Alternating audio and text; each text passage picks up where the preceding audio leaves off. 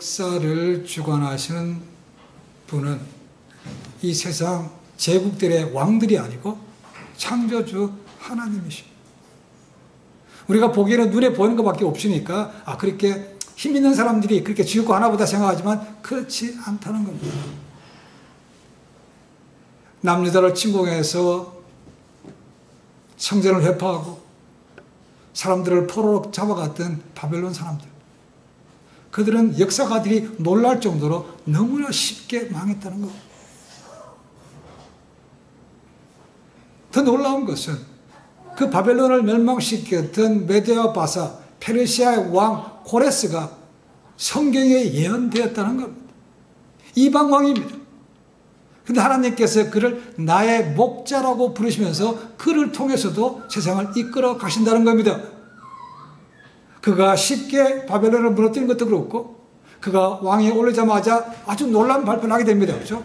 이제 너희 유다 백성들 너희 나라로 돌아가도 좋다. 그리고 가서 너희 성전 짓고 너희가 믿는 종교 지키라는 것입니다. 이런 놀라운 발표를 할지 누가 알았겠습니까? 정말로 예언됐던 대로 예레미야 서든 다니엘 서든 예언된 대로 돌아간다는 것이 믿기지 않았다는 겁니다. 그런 모든 것이 이미 성경에 일어나기 전에 기록되어 있는 것을 볼 때 분명히 성경은 하나님께서 모든 것을 주관하시는 분이라는 것을 알 수 있습니다. 고레스가 선언할 때 너희 나라로 돌아가라 할 때 그냥 빈손으로 가라고 보내지 않았습니다. 그들이 그 성전 짓는 데 필요한 물자도 제공했죠. 그리고 느부갓네살이 뺏어갔던 성전에 쓰는 기명들도 다 줬다는 겁니다. 이게 고레스가 그 사람 마음이 굉장히 넓은 사람이네, 대인이래, 그런 의미가 아니라는 것입니다. 하나님께서 그의 감동을 주셨기 때문에 그렇게 된다는 것이죠. 성경으로 그렇게 말하고 있습니다. 은혜였다는 겁니다. 그 은혜를 깨달은 삶 가운데 다시 바벨론 포로 잡혀갔다가 돌아온 사람들이 있다는 것입니다. 지난주에 말씀드렸습니다. 돌아온 사람들은 갈 때는 거의 다 싸그리 끌려갔지만 돌아온 사람들은 최소 10%, 맥시멈 30%를 넘지 않는다고 그랬습니다. 그런 사람들을 통해서 이스라엘의 택하신 선민의 명맥이 이어지게 된 것이죠. 그들은 돌아와서 가장 먼저 뭐였습니까? 뭘 해야만 됐겠습니까? 이스라엘 백성의 가장 중심은 성전입니다. 그렇죠? 그래서 성전을 짓기 시작했지만 가신 것이 별로 없습니다. 주변에 반대가 심합니다. 그러니까 공사를 시작했다가 무려 16년 동안 중단되게 됩니다. 그리고 그들이 봉헌식을 드려지게 될 때가 기원전 16년 정도라고 얘기했습니다. 주전. 그러니까 돌아온 이후로 그 20년이 넘게 지나서야 학개와 스가랴 선지자를 통해서 그리 말하는 제2성전, 스룹바벨 성전이 지어졌습니다. 이 솔로몬의 성전에 비하면 너무나 보살꼽처럼, 그러나 그것이 없었던 걸 생각해 보십시오. 그래서 그 성전에 주춧돌을 넣을 때 그것을 기억했던 사람들은 펑펑 울었다고 기록하고 있습니다.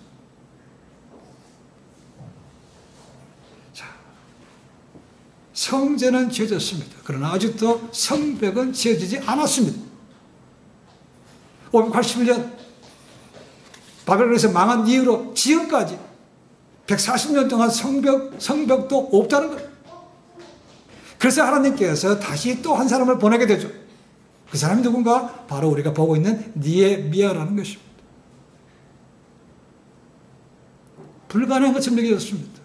모든 사람들이 어쩌면 잊어버리고 포기했습니다. 그렇죠? 그런데 단 52일 만에 놀라운 역사를 이루어졌다는 것입니다. 경제적으로 어려운 상황이었습니다. 기근이 왔다고 그랬습니다. 그런데도 그들은 으쌰으쌰해서 52일 만에 성벽을 완공했습니다. 얼마나 기뻤겠습니까? 성전은 지어졌고 이제 성벽까지 지었으니까 정말로 옛날에 그런 예루살렘의 모습을 찾았다는 겁니다. 할렐루야.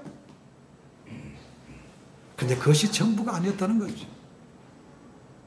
제가 생각하기에는 오늘 살 때는 그냥 거대하게 수고한 사람들 불러다가 낙서식 하는 게 당연한 수술일 것처럼 여겨지지만 그거 하지 않았다는 거죠. 더 중요한 문제가 있다는 것입니다.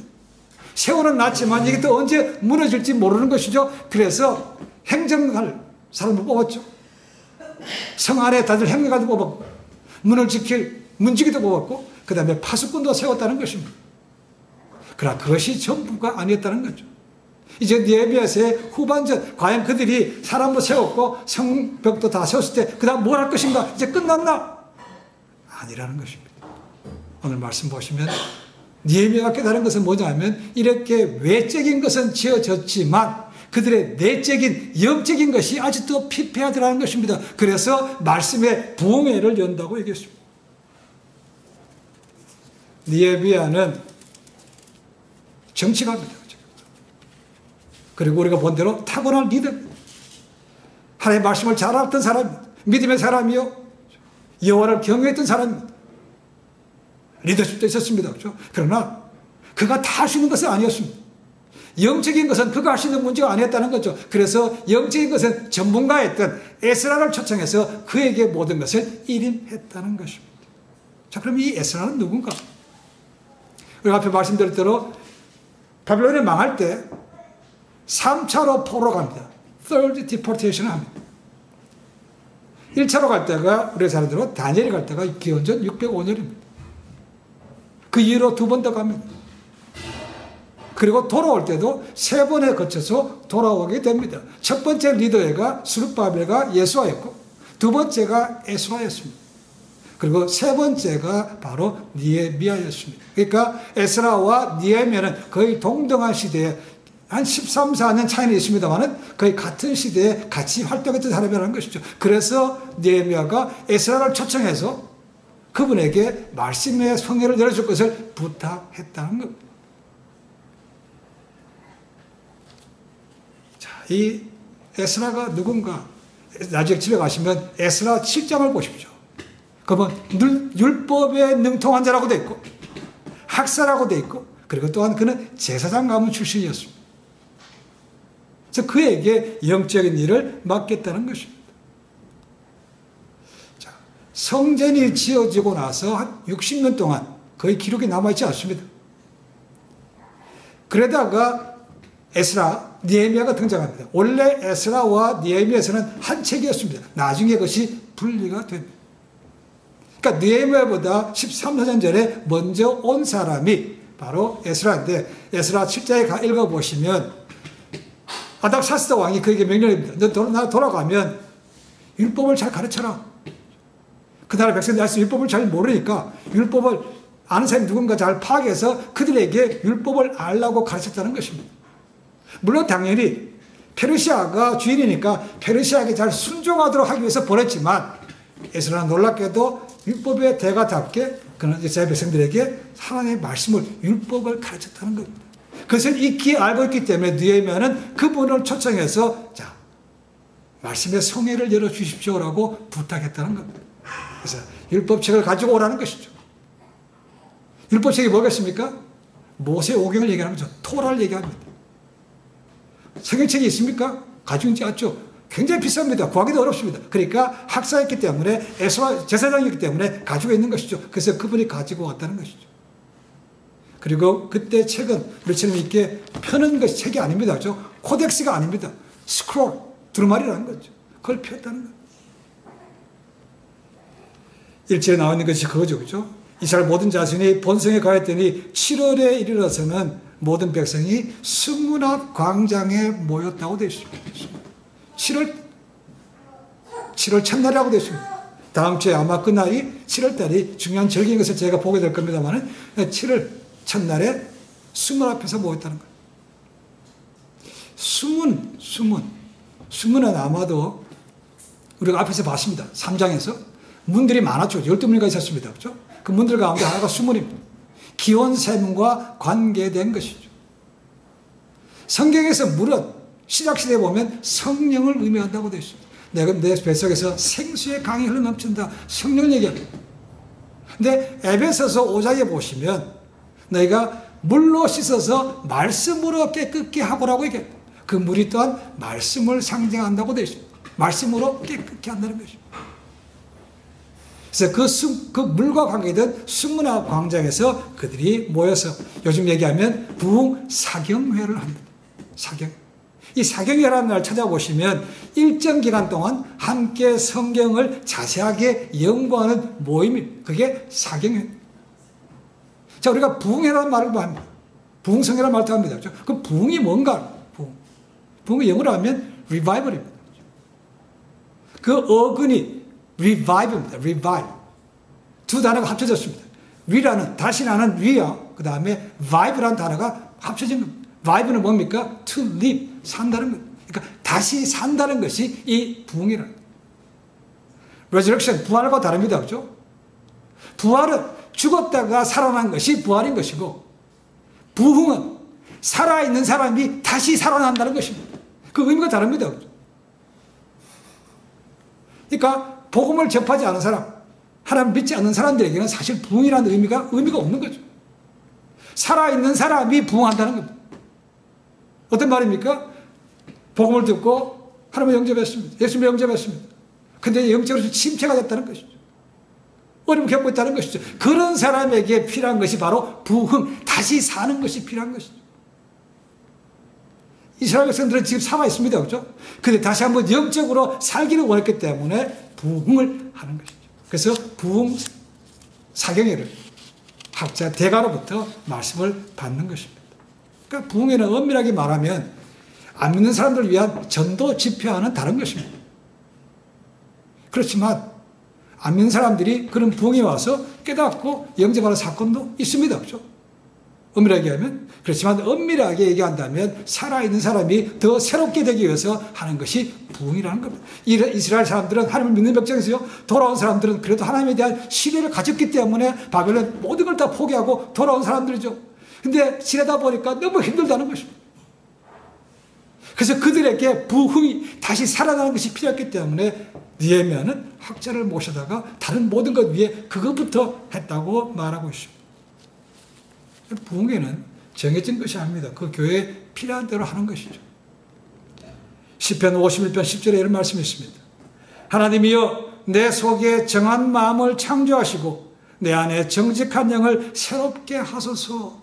이렇게 부르짖는 사람들이 있는 곳에 부흥하는 것이 필요한 것이죠. 그래서 부흥입니다. 자, 그러면 부흥회의 중심은 뭡니까? 부흥 강사입니까? 아닙니다. 부흥회의 중심은 말씀입니다.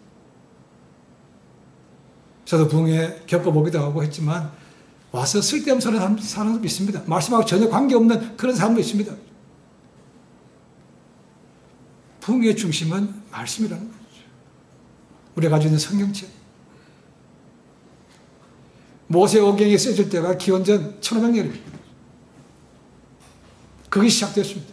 그리고 제일 마지막 요한계시록에 쓰여질 때가 주후 95년, 96년 도미티안 황제 때입니다. 그러니까 이 성경에 들어있는 모든 내용은 1600년에 걸쳐서 쓰여진 것입니다. 각 시대마다 쓴 사람이 다릅니다. 그렇죠? 그래서 나중에 그것을 모았더니 성경이 된 것입니다. 그런데 서로 부딪히는 것이 없다는 것. 지금 이 당시에는 지금 우리가 가지고 있는 성경책이 아닙니다. 신약도 없습니다. 그렇죠? 가지고 있는 것이 주로 토라, 모세, 오경 앞에 5권을 얘기하고 있는 거죠. 그걸 갖다가 에스라가 와서 펴놓고 이제 말씀을 전하는 것입니다. 이미 오래전에 써졌고 지금도 많은 번역으로 번역되고 있지만 아직도 모르는 것이 참 많습니다. 모르는 것뿐만 아니고 다른 것도 많아요. 물론 미래에 관한 것은 아직 이루어지지 않았기 때문에 제가 확실하게 알 수 없습니다. 그렇죠? 그러나 분명한 거에도 불구하고 나눠지는 것들이 있답니다. 특히 구원에 관한 것도 마찬가지죠.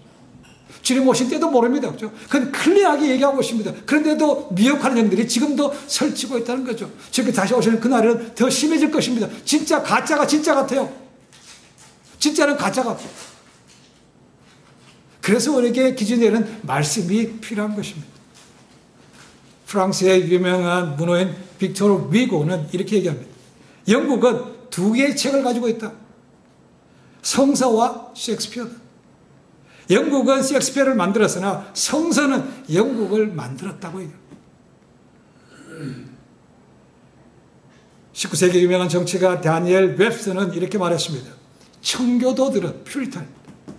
구라파 대륙의 풍요로운 유산, 즉 도덕과 철학과 과학과 예술과 문학의 유산을 가지고 신대륙으로 건너왔다. 그러나 무엇보다도 그들은 성경책을 가지고 신대륙에 왔다. 성서는 청도교들의 믿음의 토대가 되었고 미국을 만들었다. 미국은 성경 위에 신앙 위에 세워진 그런 나라라는 것입니다. 영국의 유명한 강해 설교의 대가인 마틴 로이드 존스 목사님이십니다. 의사였습니다. 그러면 이렇게 얘기합니다. 교회와 목회자의 첫째 가는 사명은 하나님의 말씀의 선포이다. 기독교 역사상 교회가 쇠퇴했을 때는 말씀의 선포가 쇠약해졌을 때였고, 교회가 크게 부흥했을 때는 말씀의 선포 사역이 왕성했을 때다. 말씀이 살아있고 하는 것에 따라서 부흥과 침체가 됐다고 얘기합니다. 자, 오늘 말씀 보시면 이제 다음 주까지 계속 보겠습니다만, 이 에스라가 하고 있는 수문 앞에서의 부흥 사경에는 몇 가지 특징이 있습니다. 자, 오늘 첫 번째로 보니까 말씀의 권위를 회복했다고 되어 있습니다. 자, 2절부터 4절까지 말씀 보시면 제사장 에스라가 율법書가지고 남녀를 못하고 들을 수 있는 사람, 깨달은 사람 앞에 섰다는 겁니다. 그래서 말씀을 선포합니다. 시간이 언제라고 되어 있습니까? 해 뜨는 때부터 정오까지라고 되어 있습니다. 해 뜨는 시간은 일반적으로 오전 6시를 얘기합니다. 그러니까 6시부터 12시까지 무려 6시간 동안 뭐 했다고요? 말씀을 읽었다는 겁니다. 말씀 읽었다. 여러분, 오늘날에 말씀을 6시간 동안 읽는다. 많이 오겠습니까? 이때 사람들은 거의 다 모였다는 겁니다. 애들 빼고 알아들으신 사람은 거의 다 모였다는 거죠. 수문 앞에서. 놀라운 일입니다.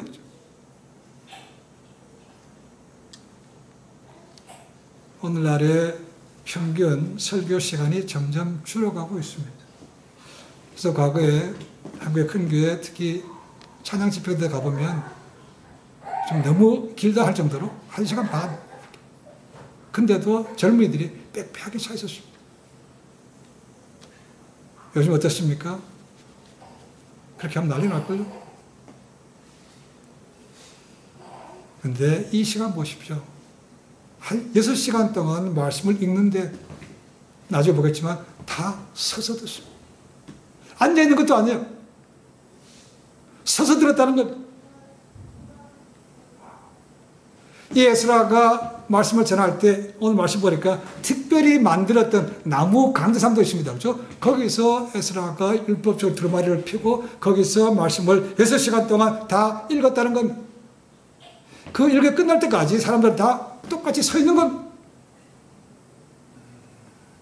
30분, 1시간 앉아있는 것도 몸 꼬입니다. 그렇죠?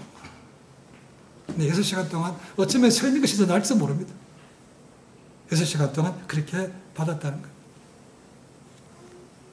대부분 미국 교회도 가보면 성경책을 읽을 때 일어서는 것을 볼 수 있습니다. 그리고 영국 스코틀랜드 교회는 예배가 어떻게 시작되는가? 예비위원이 바깥에서 성경책을 가지고 들어오는 것부터 예배가 시작이 됩니다. 그들이 들어올 때 다 일어섭니다. 그리고 강대상에서 펴놓습니다. 그런 다음에 목사님이 올라와서 읽습니다. 그때까지 계속 서 있는 겁니다. 그리고 다 읽는 것이 그치면 그때서야 앉습니다. 이것이 예배, 이것이 하나님의 말씀을 경외하는 그런 거라고 볼 수 있습니다. 이런 마음이 있으니까 그 예배가 누가 와서 하든지 간에 은혜가 되지 않겠습니까? 라는 거예요. 오늘날에는 성경책 가지고 다니는 거 귀찮아합니다. 그렇죠? 뭐 들고 다니고 점점 작게 만들어요. 가볍게. 그렇죠. 그것도 필요 없습니다. 그렇죠? 이제는 스마트폰에 깔아가지고 앱을 깔아가지고 그걸로 다닙니다. 그 성경 안 가져와. 그리고 교회 가면 또 파워포인트 띄워줘. 그러니까 성경책 아예 필요 없어. 읽을 기회가 없다. 접할 기회가 없어. 그냥 왔다가 고스란히 집에 가면 그냥 장식품으로 남아있다는 것. 그게 언제 읽겠습니까? 앱을 가지고 있지만 앱을 통해서 다른 거는 열심히 보지만 그거 가지고 성경책 보기 쉽겠습니까? 작은 글씨인데.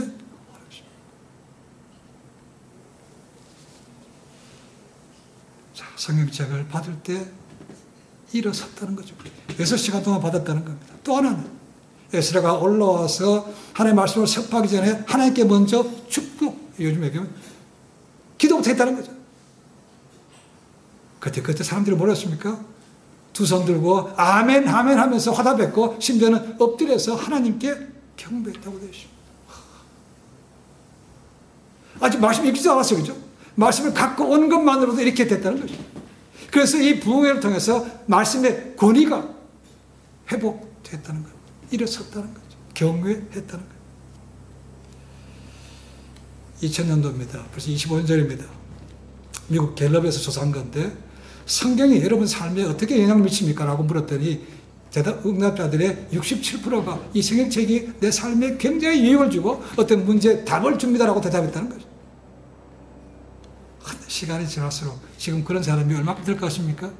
그런 통계는 나와 있지 않습니다만은 무지무지 줄었습니다. 말씀의 권위가 떨어진 거죠. 성경 말씀에 성경을 권위를 인정해야 되는데 거기서 뭘 배우겠습니까? 라는 거죠. 개신교 일반적으로 얘기합니다. 바이블, 성경이야말로 final authority라고 얘기해요. 유일한 제일 마지막 권위를 가진 것이 성경책을 말합니다. 이거 안 믿으면 소용이 없는 거죠. 예수라고 할 때, 부흥할 때 그런 말씀의 권위가 회복됐다는 겁니다. 두 번째는 7절 말씀, 8절 말씀 보니까 말씀을 이해하고 깨닫게 됐다고 말합니다. 자, 에스라 제사장이 성경을 읽을 때 많은 레위 사람들이 백성들 사이에 서서 읽는 것을 갖다가 그들에게 다시 얘기해 주었다는 것, 이해하게 해 줬다는 것이 깨닫게 만들었다고 되죠. 자, 여기서 두 가지 해석이 있습니다. 이 깨닫게 했다는 것이 뭔가라는 것입니다. 하나는 얘기하면 잘 이해하지 못해서 쉽게 풀어주는 것이라고 볼 수 있습니다. 일반적으로. 또 어떤 학자들은 이게 뭐냐 하면 여기 돌아온 사람들이 오랫동안 바벨론에서 포로로 지냈던 사람들입니다. 그래서 히브리 말을 잘 듣지 못하는 사람들이 있었다는 거죠. 에스라는 당연히 히브리 말로 합니다. 제사장이 아람 말로 하지 않습니다. 그러니까 그 히브리 말을 아람 말로 통역해줬다라고 해석하는 분도 있습니다. 뭐 그것도 있을 거라고 생각합니다.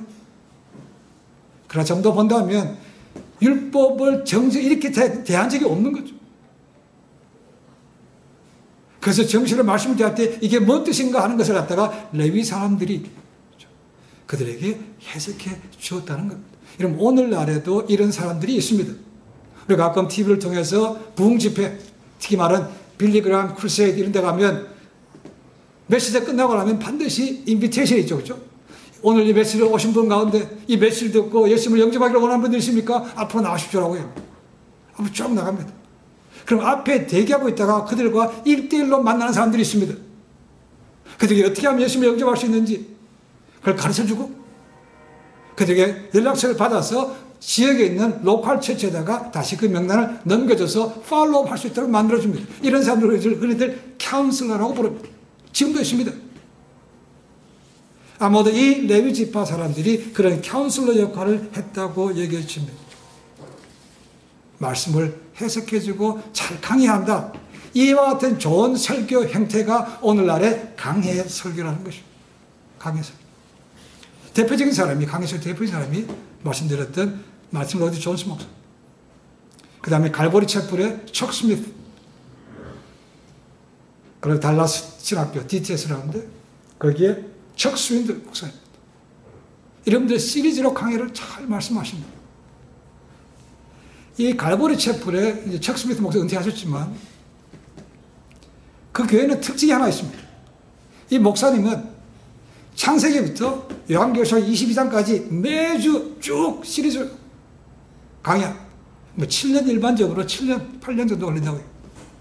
그러니까 그 교회에서는 서로 소개할 때 이렇게 얘기합니다. 나는 이 교회 몇 년, 몇 월, 며칠 날 교회에 왔습니다. 아니면 내가 언제 정식으로 등록했습니다. 이렇게 하는 말이 아니고 나는 마태복음 2장 할 때 왔습니다. 나는 잠언 17장 할 때 왔습니다. 그렇게 얘기한다는 거예요. 소개를 그렇게 해요. 계속해서 그렇게 돌아가기 때문에 언제 왔는 것이 그날 자기가 등록한 날, 온 날이 무슨 말씀을 하고 있는가 그걸로 자기 신분이 소개한다는 거예요. 그만큼 강해 설교했던 사람이에요.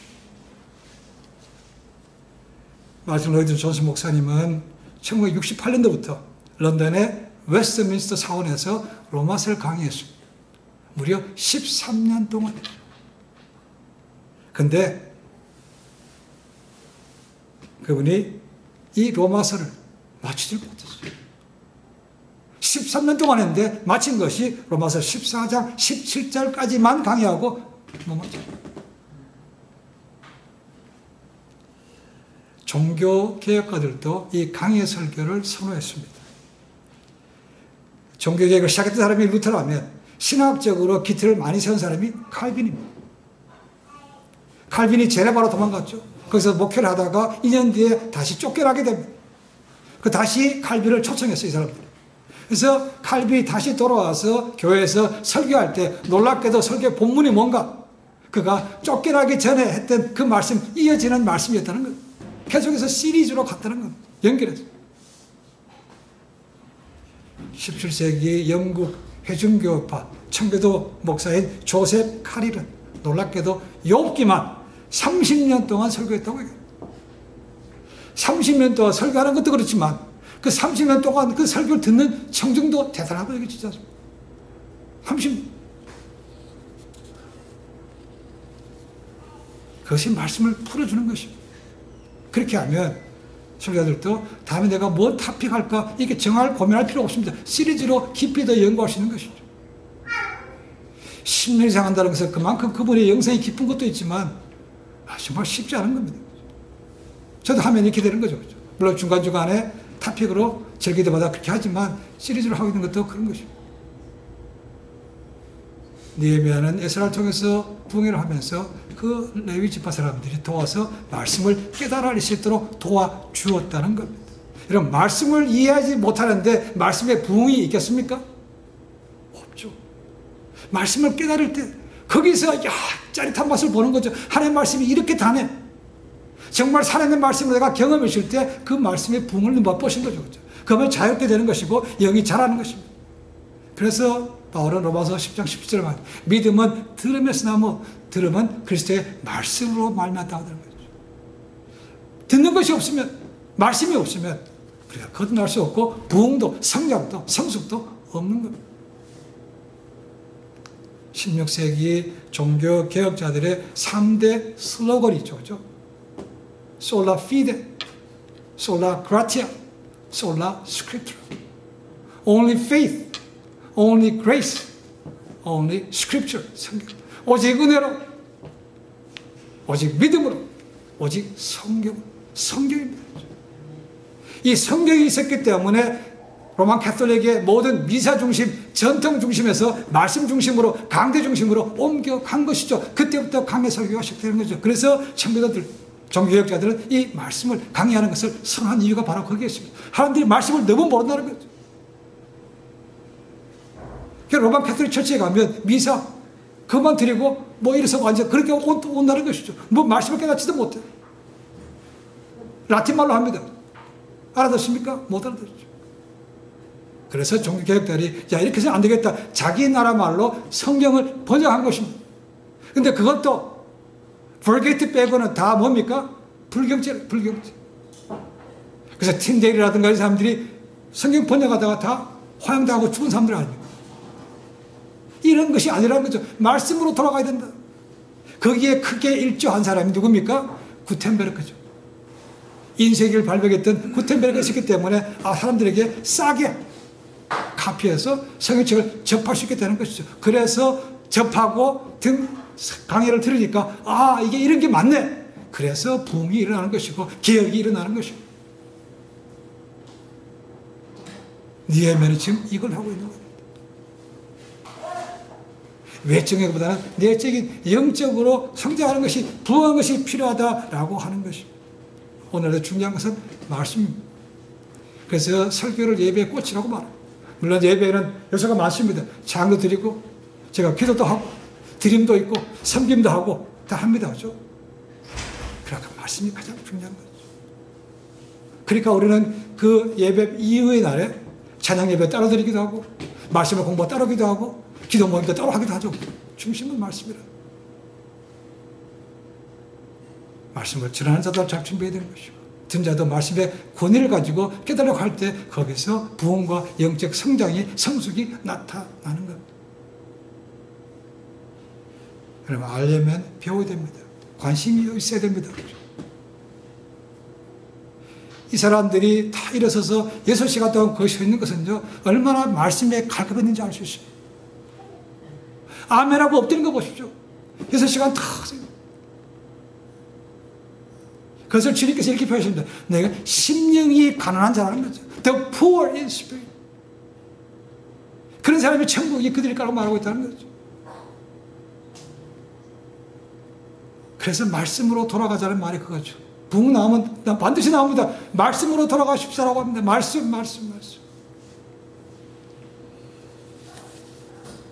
체면이 아닙니다. 그죠? 말씀을 우리가 관심을 가지고 갈급해서 오픈 마인드로 듣고 이래야 내가 잘할 수 있는 것이고 내가 굳건하게 설 수 있는 것. 우리 모두 열린 마음으로 갈급하는 마음으로 하나님의 말씀을 받아서 삶이 변화되는 진정한 영적인 부흥을 우리 모두 갖기를 주님께 간절히 축원해 드립니다. 기도하겠습니다.